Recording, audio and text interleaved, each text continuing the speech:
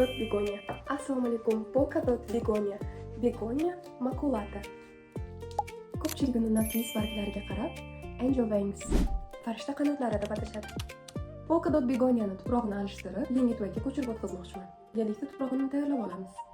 Bizga kerak bo'ladi antirim tuprog'i, biyok yumuz, kokos tort, Saint Paula tuprog'i, 1, 2, daraxt ko'mirlari,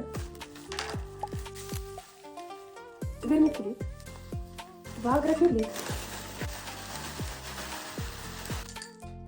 Tuproq tayyor, endi mix qilib olamiz. Ehtiyotkorlik bilan to'yni o'zini ochib ko'ramiz.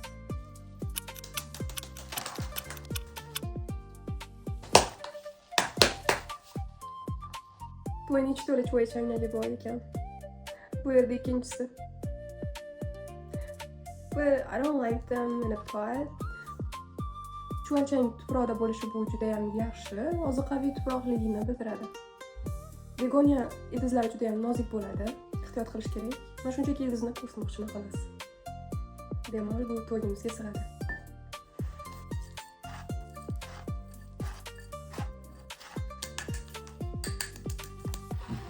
Sopol terrakota to'yga o'tkazib bo'ldim. Yangi holatini baholang.